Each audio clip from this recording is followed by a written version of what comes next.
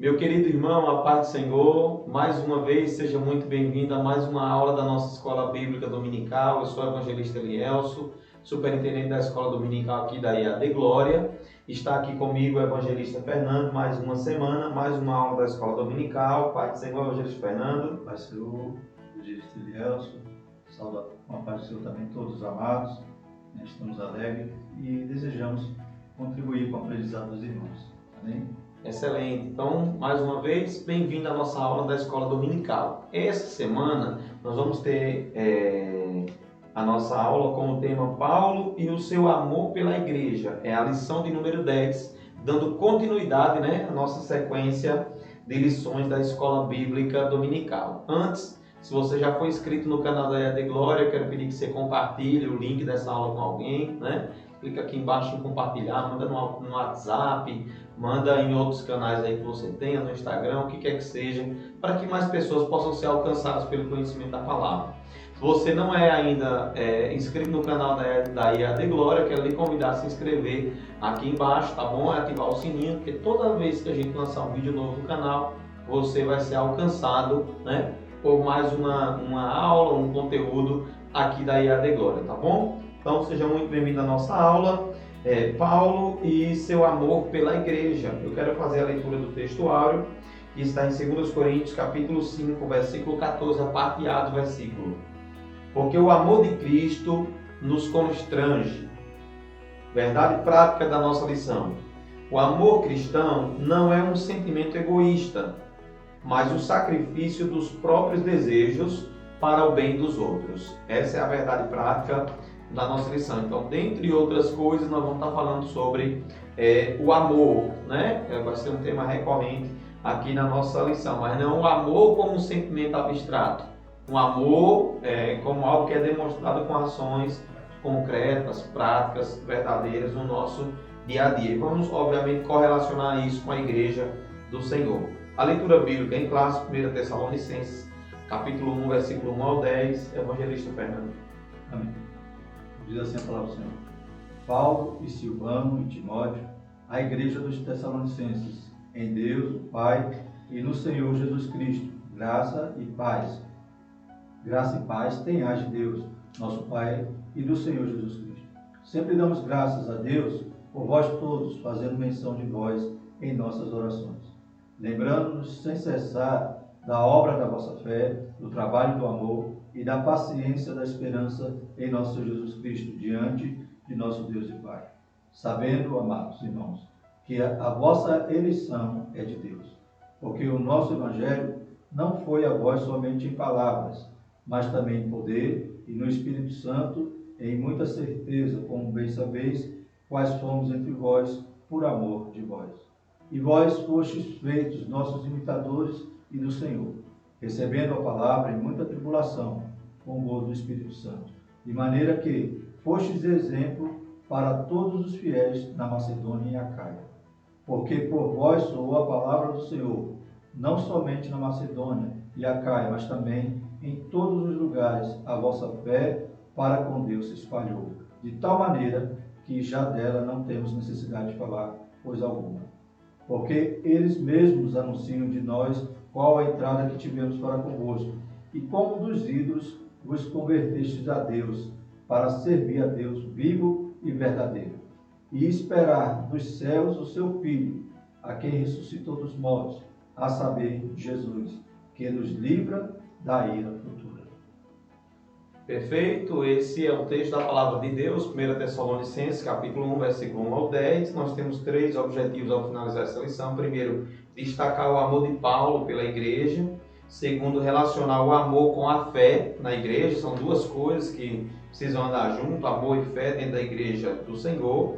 E, em terceiro lugar, elencar as 3 virtudes na igreja de Tessalônica: a fé, o amor e também a esperança. Eram virtudes que estavam presentes dentro daquela igreja. Aquela igreja ela tinha 2 características muito importantes, que era, primeiro, o amor ao Senhor Jesus e, segundo, o amor entre os irmãos também. Então, eram as 2 características marcantes dentro da igreja de Tessalônica. Então, nós vamos estar tratando um pouquinho, usando essa igreja como exemplo, uma igreja que verdadeiramente amou ao Senhor Jesus e também houve o amor presente entre os irmãos e a igreja assim se desenvolveu e também cresceu. E nós vimos, né, pelo que o próprio apóstolo Paulo disse, que sempre dava graças a Deus por aquela igreja, porque aquela igreja era uma igreja diferente no sentido daquilo que ela ouvia, daquilo que ela aprendia e cria no Senhor Jesus e daquilo que ela praticava. E para nós também é um exemplo nos dias atuais. Ouvimos a palavra, a pregação do Evangelho, cremos na pregação do Evangelho, precisamos praticar, né, para que sejamos uma verdadeira igreja de Cristo e realmente a virtude do Espírito Santo esteja presente em nosso meio e a igreja continue avançando. O ponto central dessa lição é: ame a igreja de Cristo, ame a sua igreja local. Nós vamos estar tratando aqui um pouquinho, porque, irmão, de verdade, para criticar é muito rápido, né? Nossa língua é muito ligeira para criticar. Os nossos passos, nosso coração, a nossa intenção também tem que ter a mesma agilidade para amar e com amor nós nos esforçamos para fazer sempre melhor na obra de Deus, na igreja local. A igreja local somos nós que fazemos, nos reunimos e nos juntamos para fazer a obra do Senhor, tá bom? Então, primeiro tópico da lição, o amor de Paulo pela igreja, o amor como de um pai para com o filho. Amém. Então, percebemos aqui, né, em continuidade, toda essa temática que temos estudado. Para mim, ainda estou na lição do Paulo, plantador de igreja. Lá atrás. Porque realmente uma complementa, né? Discipulado, vocacionado, como vimos na lição passada. E hoje, o combustível de Paulo, qual era? O amor, né? O amor que movia Paulo a fazer essa obra. Ele não fazia por obrigação, né? Embora lemos um texto, né, que ele era imposta essa obrigação de pregar o Evangelho, mas quem obrigava ele a pregar o Evangelho era ele mesmo. Porque ele sentia esse amor, ele movia essa necessidade no seu coração, né, de fazer isso. Não era porque ele era obrigado por Deus, mas ele mesmo se auto-obrigava a fazer isso, para refletir o amor que ele sentia ali pelos irmãos. Como, né, Elias falou, toda a igreja, né, ele sempre apresentava dessa forma. Algo que também chamou a atenção aqui no Interagindo, voltando um pouquinho, o apóstolo nos ensina que os obreiros devem zelar, cuidar e amar a igreja. A vida e o ministério de Paulo são um antídoto contra a banalização da igreja, do corpo de Cristo. Hoje em dia, como foi citado, é muito fácil, né, criticar, falar mal e tratar a igreja como algo, né, sem valor. Mas ela é o corpo de Cristo e nós fazemos parte dela. E quando um membro se fere, todo o corpo sente a dor. Então, o amor como de um pai para um filho. Então, era assim que Paulo sentia. Primeira carta de Paulo aos Tessalonicenses atesta o amor do apóstolo pelos membros dessa igreja. Esse sentimento não se deu apenas pela igreja de Tessalônica, mas por todas as que Paulo plantou no mundo gentil. Trata-se de um amor como de um pai para um filho. Por isso a expressão filhos na fé, que também vimos na lição passada, falando sobre os vocacionados. E Paulo tinha muitos filhos, né? E hoje em dia, né, é algo que até está saindo de moda. Né? Outrora, todo crente sabia quem era seu pai, sua espiritual. Mãe, né? Ou tinha vários pais, várias mães, aqueles que oravam, que ajudavam, que pegaram na mão. Né? Então, Paulo, ele se importava com a igreja como um pai. Né? Porque ainda que vós, ou melhor, ainda que vocês tivessem milhares de instrutores em Cristo, não teriam muitos pais, pois eu gerei vocês em Cristo Jesus pelo Evangelho. Então, Paulo, quando ele vai citar, né? Um plantou, outro regou, mas ele disse, mas eu plantei, eu gerei, eu sou o pai de vocês. Né?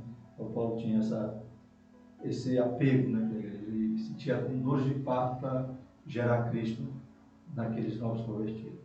Então, realmente, a gente vê que o combustível de Paulo era o amor. Perfeito. E o segundo subtópico aqui, ele está nos trazendo o motivo do amor do apóstolo Paulo. De onde era que o apóstolo Paulo, de onde é que era gerado esse amor tão grande? E aí o comentarista diz assim, o amor motivado pelo modo de viver o Evangelho. Era a maneira como a igreja lidava com o Evangelho, como a igreja lidava com os ensinamentos, inclusive do apóstolo Paulo, a coerência da prática com o ensino que essa igreja recebia, era que tornava especial dentro do coração de Paulo o amor por essa igreja. É igual realmente um pai, né? Quando você observa que você dá um ensinamento ao filho, você vê aquele filho ser coerente na prática com aquele ensinamento, com aquilo que você orientou, obviamente você tem aquela satisfação, aquele prazer, aquela alegria. E o apóstolo Paulo, ele tinha essa alegria. O evangelho não é só um discurso, mas implica práticas convictas. Essa disposição dos Tessalonicenses tocava o coração do apóstolo Paulo, que nós vimos no versículo de número 6. E vós foste feitos nossos imitadores e do Senhor, recebendo a palavra em muita tribulação, com gozo do Espírito Santo. Então o apóstolo Paulo tinha essa alegria de ter o cuidado com a igreja. Eu acho muito interessante essa abordagem que o senhor fez agora há pouco, evangelista Fernando, que está se perdendo um pouquinho aquela cultura que a gente tinha, né? A gente já sabia quem era o pai espiritual de alguém até já falava assim, não, fulano de tal é a mesma coisa que um pai meu. Eu tenho 2 pais, tenho o meu pai biológico, tenho o meu pai espiritual, que foi quem me ajudou na fé. E esse é um dos motivos pelo crescente individualismo dentro do reino de Deus. A banalização do povo. Né? Exato. Perde-se essa concepção da unidade do corpo. E nós precisamos resgatar isso dentro da igreja do Senhor, que é uma concepção de unidade. Não estamos mais sentindo essa junção, né? Tão forte como era há alguns anos atrás. E isso é bom para a igreja. Eu já ouvi pessoas pregando contra a paternidade espiritual. Mas quando a gente olha a vida do apóstolo Paulo e o que ele falou, está dentro da palavra de Deus, é um conceito verdadeiro e que funciona, inclusive, com a aprovação das Escrituras. Não é algo assim abstrato, não é uma criação de alguém porque quis ser quis ser alguém para a vida de alguém, quis ser alguma coisa para a vida de alguém. Não, existe o conceito de paternidade espiritual dentro das Escrituras. Isso é bom, nós precisamos resgatar, precisa ter mais pais espirituais, né? Para que os filhos possam se desenvolver. Terceiro subtópico. Aí de Paulo se não tivesse o pai Barnabé, né? Pois é. Também, nós tratamos aqui agora há pouco, que inclusive ajudaram muito o propósito do Paulo. Vai ver daí que ele aprendeu isso. Marcos também, né, teve o pai Barnabé e depois Pedro disse, meu filho Marcos. Exato. Já foi adotado. Exato. Já recebeu um novo pai. Glórias a Deus. Então, o amor deve nortear a nossa vida na igreja local. No tempo em que muitos vivem a criticar a igreja local, é hora de demonstrar o amor pela igreja em que congregamos. Esse é o lugar que Deus nos plantou. Voltou o tema, né? Exato. Plantados, né? Então, onde Deus nos plantou, né? Eu creio que os irmãos se lembram aí onde nasceram, né? Qual a igreja que nasceu, né? Glórias a Deus. É aqui mesmo, glória. Eu no meu caso, sim, graças a Deus. Então tem um amor especial, né? Tem, sim. Daí, pra sua, né, por onde você foi plantado. Não sabe nem como, nasceu, nem então, quanto tem esse amor. Eu tenho também um amor muito especial para a igreja Luiz Alves, no campo onde era a universidade. Eu nasci junto com a igreja. A igreja abriu, eu fui o primeiro, um dos primeiros crentes a se converter. E no dia da inauguração, sem ser crente, eu estava inaugurando a igreja. Olha, tá vendo? Hoje está com 27 anos. Então a gente tem. E a gente não esquece, né? Tem que ter esse amor, né? E não banalizar. E não criticar. Dizer, não, aqui ninguém ama. Aqui, né? Às vezes porque a pessoa se sente incompreendida, né? Ou às vezes até porque não passaram a mão na cabeça dela, né? Não deram o mínimo que a pessoa desejava e acaba xingando, né? O ministério, os irmãos, mas ele tem que reconhecer da onde ele saiu e para onde Deus agora coloca ele, plantou ele.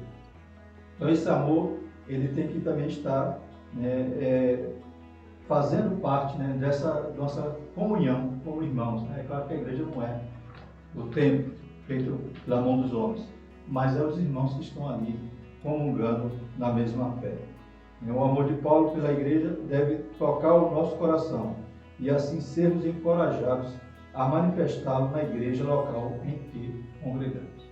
Temos que amar a nossa origem, ali onde nós nascemos, e amar os irmãos que compõem essa igreja, que é a verdadeira igreja, né? Os chamados para fora, a eclésia, são os irmãos. É uma compreensão muito importante, porque a igreja ela vai se desenvolvendo, alguns membros vão fazer parte de outras igrejas, não vou dizer de outro corpo, né? Mas de outras igrejas. Estou falando da igreja local, tá? Alguns membros saem, vão para outras cidades fazer parte, e aí novos membros também vêm, também chegam, se agregam, pessoas se convertem, entram na igreja, fazem parte dos nossos departamentos. É muito importante, especialmente para quem está chegando também, ter essa concepção também e amadurecer no que é um convívio entre irmãos. O convívio entre irmãos, apesar do termo da necessidade do termo comunhão se cumprir em nosso meio, mas o convívio entre irmãos nem sempre vai ser aquele mar de rosa. Em algum momento vai ter essa incompreensão, vai ter essa dificuldade de entendimento na comunicação, vai ter a dificuldade de relacionamento, vai existir. É natural que se tenha. Faz parte da família. Faz parte da família. No entanto, o nosso papel é sempre preservar a unidade do corpo.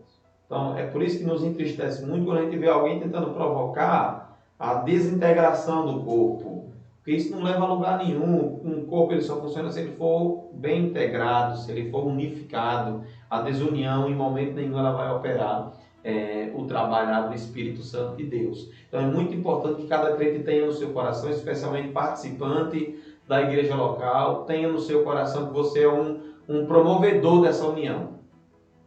Ela precisa começar em você. Se você for daquele que espalha, você não vai fazer parte, né? Tem que ajuntar.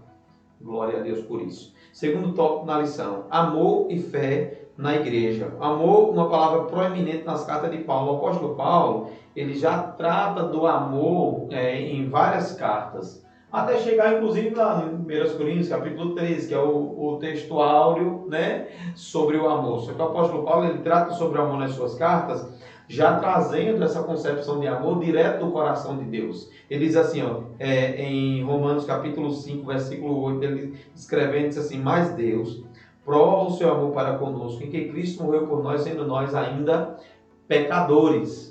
Ele traz essa concepção do próprio Deus, remetendo inclusive ao texto lá de João, capítulo 3, versículo número 16, que diz que Deus amou o mundo de tal maneira que deu o seu Filho unigênito para que todo aquele que nele crê não pereça, mas tenha a vida eterna. É óbvio que o ser humano ele precisa responder a esse amor. Deus ele derramou já o seu amor, já provou para nós. Deus não precisa provar nada, nem para mim, nem para você. Ele não precisa provar absolutamente nada, porque ele já provou, inclusive, enviando o seu Filho para morrer por nós, sendo nós ainda pecadores, né? Sem ter nenhum conhecimento. É óbvio que o ser humano ele precisa agora responder a essa prova que Deus ele deu. É preciso crer para responder a esse amor. A fé e o amor no ensino de Paulo. Amém. Então, quando Paulo chega ali em Tessalônica, né, vê que o Evangelho iniciou ali de forma conturbada, né? Começa a pregar, alguns creem, mas daqui a pouco os judeus, né, que vão se mobilizar ali para expulsar Paulo, inclusive prende ali um homem, leva até uns magistrados, e Paulo então, os discípulos pegam Paulo e mandam ele para Bereia. E mesmo assim, né, mesmo nesse momento de que essa igreja nasce, né, Paulo vai agora dar testemunho da igreja, mostrar como a igreja era um exemplo, né, era um exemplo aos fiéis, que a fé deles já tinha se espalhado, né. Não precisava nem Paulo falar sobre os Tessalonicenses, pois onde ele chegava já havia testemunho dizendo: Paulo esteve aqui, pregou, a igreja foi plantada e a igreja cresceu. Como você falou, né? É bom quando o pai vê o filho andando, né, nos seus conselhos. E Paulo se alegrava com isso. O apóstolo nos diz que o amor é a ponte da justiça de Deus imputada ao pecador, concedida pela graça por meio da fé. Assim, fé e amor têm uma correlação inigualável. Aos Efésios, Paulo escreveu: pelo que ouvindo eu também a fé que entre vós há no Senhor Jesus e o vosso amor para com todos os santos. Então, tinha filhos que Paulo, né, tinha essas alegrias. Tinha outros filhos que davam mais trabalho, né, como a igreja de Coríntios, por exemplo. Tanto em É normal. Aos Efésios, ele traz, né, a alusão a essa característica da fé e do amor, como também aos Tessalonicenses. Em 2 Tessalonicenses ele arremata: sempre devemos, irmãos, dar graças a Deus por vós, como é de razão, porque a vossa fé cresce muitíssimo, e o amor de cada um de vós aumenta de uns para com os outros. Então está relacionado, né? A Bíblia diz que se nós não amarmos nossos irmãos, nós não somos nem filhos de Deus. Então, como pode ter fé e não amar? Né? Desconhece a Deus aquele que não ama o seu irmão. Então, vemos que essa fé crescia e o amor proporcional, né, também crescia. Perfeito. Eu acho muito interessante, evangelista Fernando, que o apóstolo Paulo, se eu não estiver enganado, escrevendo aos Romanos, o comentarista faz referência disso aqui, mas ele não cita o texto. O apóstolo Paulo diz assim: a ninguém deveis nada, a não ser o amor. Então, o único débito que eu tenho que ter aqui com o irmão Fernando, que eu já tenho, eu já nasci tendo, já conheci o irmão Fernando tendo, é o débito do amor, e eu tenho que pagar, porque se eu não pagar, eu não vou conseguir entrar lá no céu. É uma coisa que eu tenho que pagar, o débito que eu tenho com o meu irmão, que é o débito de amar, né? A ninguém devei nada, senão o amor. Agora, o que realmente é o amor?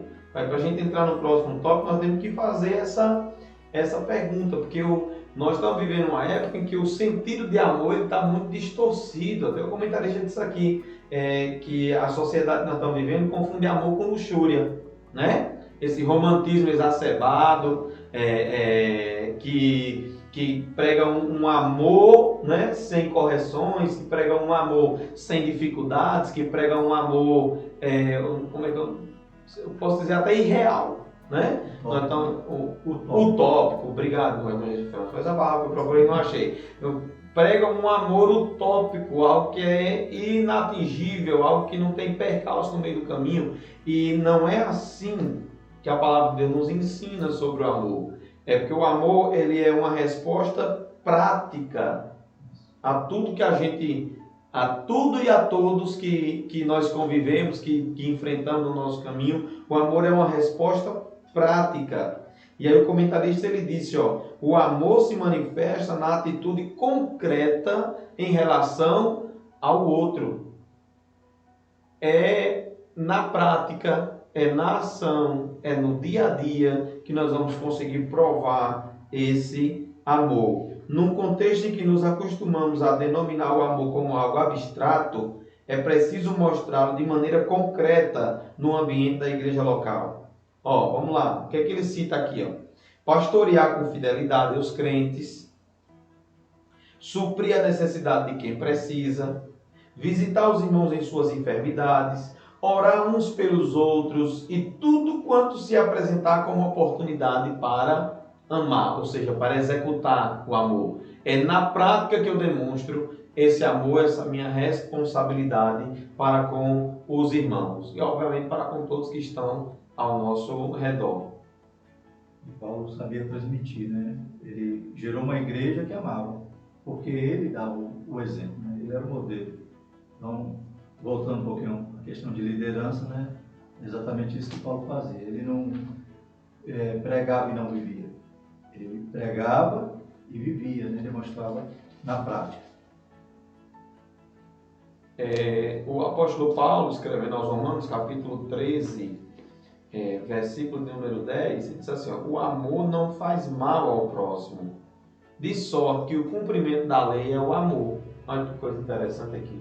Se nós estamos falando que o amor ele tem que ser demonstrado como algo prático, nós estamos falando que as nossas obras vão demonstrar essa capacidade nossa de amar. A execução nossa vai demonstrar essa capacidade de amar e que, por fim, vai cumprir a lei, né? Os dois primeiros mandamentos, o principal mandamento, amar a Deus sobre todas as coisas e ao próximo como a si mesmo. É uma responsabilidade de todo o cristão. Então, nós precisamos aprender sobre o que realmente é o amor, diferente do que nós enxergamos hoje na sociedade, essa utopia muito grande em relação a esse sentimento, que não deixa de ser um sentimento, mas que ele é demonstrado na prática, né? Terceiro tópico da nossa lição, as 3 virtudes na igreja de Tessalônica, que são a fé, o amor e a esperança. Primeiro subtópico. As 3 virtudes teologais, né? Lá em 1 Tessalonicenses 1:3. Veja o que o apóstolo diz em sua oração, lembrando-nos sem cessar da obra da vossa fé, do trabalho do amor e da paciência da esperança em nosso Senhor Jesus Cristo. Então, um texto que é paralelo ao que está lá em Coríntios, né? Aos Coríntios, Paulo escreveu: agora, pois, permanece a fé, a esperança e o amor. Né? Então, mas o maior deste é o amor. Então, são essas virtudes que devem permear a igreja, né? Devem estar nos nossos relacionamentos: a fé, a esperança e o amor. E Paulo enfatizou que os Tessalonicenses, né, tinha essa memória, né, lembrando-se sem cessar dessa obra. Né? Então, prática, né? A obra tem que ser prática. Fé, ou seja, confiável, né? Trabalho do amor, então, prático também. E a paciência da esperança no nosso Senhor Jesus Cristo. Então, eles tinham essas virtudes, e como Paulo enfatiza lá em Coríntios, a mais importante, né, a maior delas, é o amor. Assim, as três virtudes que formam uma tríade especial nos ensinos de Paulo são a fé, o amor e a temperança. Tais virtudes devem praticar, ou melhor, participar da vida da igreja local. Perfeito. Então, a primeira virtude, nós vamos detalhar aqui essas virtudes. A primeira, que é a fé, a que se refere essa virtude aqui? Ela se refere ao efeito prático que o apóstolo denomina de obra da fé. Assim, nós somos encorajados a produzir frutos na igreja local como reflexo da nossa fé. Uma coisa interessante é que até o comentarista cita o texto, Tiago, capítulo 2, versículo 18, né? Tiago escreveu assim: mas dirá alguém, tu tens a fé e eu tenho as obras. Mostra-me a tua fé sem as tuas obras, e eu te mostrarei a minha fé pelas minhas obras. Então, essa fé, que é uma virtude que precisa estar presente dentro da igreja local, tem que ser uma fé também acompanhada de prática, de obras. É uma fé que encoraja os crentes a saírem do lugar, a tirarem os pés do lugar de onde está e a executarem pela fé, né, a obra do Senhor Jesus e, obviamente, dentro da igreja local. Então, essa é a primeira virtude, era a primeira virtude da igreja de Tessalônica, que tem que ser a primeira virtude de qualquer igreja, que é a fé. A segunda virtude, O amor. E, mais uma vez, enfatiza o amor prático, né? Trabalho do amor. Né? Então, Paulo vai falar assim: podemos entender por isso, havia um senso coletivo nos Tessalonicenses de que os seguidores de Jesus deveriam trabalhar motivados pelo amor ao nosso Senhor. Então, como já falamos também, que porque devemos rogar ao Senhor que mande mais ceifeiros, né? É porque falta, né? Então, os Tessalonicenses tinham essa consciência, né, de que quem segue a Jesus tem que ter esse motivo do amor. Porque, caso contrário, não chegarmos lá diante do tribunal de Cristo, como é que nossa prova será, ou melhor, como é que nossa obra será aprovada? Se não tiver essa motivação do amor. Se for, né, por egoísmo, se for por vanglória, as obras vão sucumbir como palha, né, dos olhos de fogo do Senhor Jesus. Então, essa igreja aprendeu direitinho essas virtudes, né, esses valores que toda a igreja tem que preservar até hoje. E a terceira e última virtude, que é a virtude da esperança. O que é que significa a virtude da esperança? A esperança, ela traz essa ideia de perseverança, né? de crença do futuro. A esperança cristã traz alegria ao coração de quem está suportando grandes tribulações e adversidades por amor a Cristo. Acho muito importante, Fernando, essa virtude aqui para a igreja. Porque é natural, é notório e é claro que todos nós, e a igreja também como um corpo, ela enfrenta muitas tribulações, muitas adversidades. E o que é que faz a gente permanecer confiando? É exatamente essa esperança, né? De que o Senhor ele está conosco, de que tem um propósito, tem um objetivo maior, que nós não passamos nada aqui em vão, estamos lutando para alcançar o objetivo dessa esperança. Então, as três virtudes elas se complementam: a fé, o amor e a esperança. E a esperança ela nos dá essa capacidade de crer e perseverar com paciência, aguardando o agir de Deus ao nosso favor.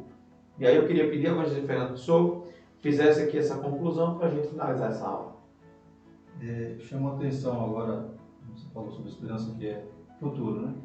Então, poderíamos até também associar as outras duas virtudes, né? A fé seria o passado. É você crer na promessa, né? Você crer no que está escrito, no que Jesus fez, né? No que era ensinado ali na igreja. Né? O amor é o presente. Viver a promessa. O amor é o presente, é você praticar hoje. É. Né? Não adianta você dizer que eu amei tanto, né? Eu fiz tantas, né, benéficas, fiz tantas, né, beneficências, e cadê o que você está praticando hoje? Presente. E o futuro é a esperança, aguardando agora a nossa bem-aventurada, né, nossa bendita esperança. Louvado seja o Senhor.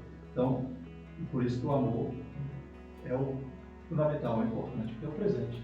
Você está vivendo hoje, tendo fé e esperando. Porque o apóstolo Paulo ele finalizou dizendo que o maior dessas três é o amor. O maior dessas três é o amor. O que nos garantirá que a gente vai continuar esperando, avançando, perseverando no Senhor. Meu querido, nós chegamos ao final dessa lição. Na próxima semana nós teremos outra lição maravilhosa, que é o zelo do apóstolo Paulo pela sã doutrina. Nós vamos tratar da palavra de Deus, da preservação da palavra de Deus, dos conhecimentos da palavra de Deus, da verdadeira e sã doutrina, né? Então eu quero lhe convidar para na próxima terça-feira você estar conosco aqui também nessa aula da Escola Bíblica Dominical, tá bom? Muito obrigado, Deus te abençoe em nome de Jesus. Fica na paz.